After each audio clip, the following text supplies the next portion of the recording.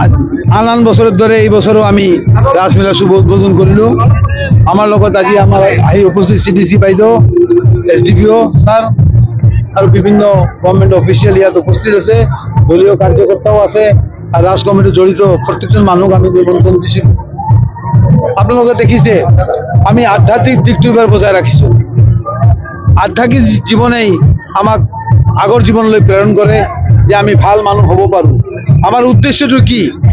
উদ্দেশ্য এটাই যে আমি পৃথিৱীত জন্মগ্ৰহণ কৰিছোঁ, ভাল মানুহ হৈ যাতে মৃত্যুবৰণ কৰিব পাৰোঁ। তাৰ কাৰণে আমি এনেকুৱা আয়োজন দৰকাৰ আছে। ভগৱানে আল্লাহ আমাক কি শিকায়?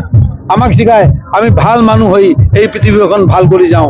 এইকাৰণে আমি দিনমান কষ্ট কৰাৰ পিছত আমাৰ বিনোদনৰ দৰকাৰ। ভগৱানৰ সৃষ্টিৰ মাজত আমি বিনোদন কৰোঁ।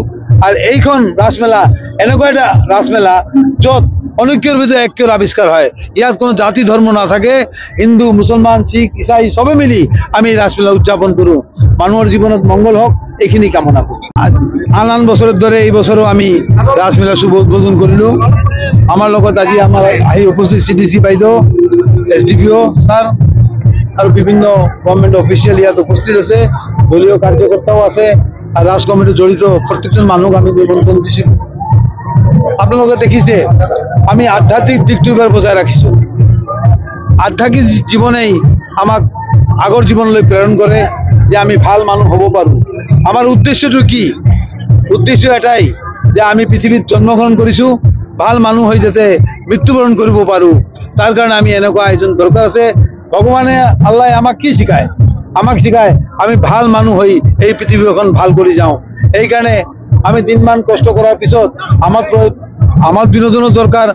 ভগৱানৰ সৃষ্টিৰ মাজত আমি বিনোদন কৰোঁ।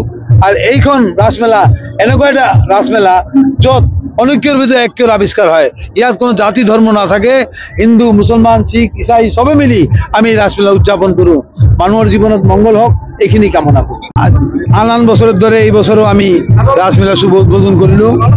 আমার লগত আজি আমার আহি উপস্থিত সিডিসি বাইদেউ, এসডিপিও স্যার আর বিভিন্ন গভর্নমেন্ট অফিসিয়াল ইয়াত উপস্থিত আছে, দলীয় কার্যকর্তাও আছে আর রাজ কমিটি জড়িত প্রত্যেকজন মানুষ আমি নিমন্ত্রণ দিছিল।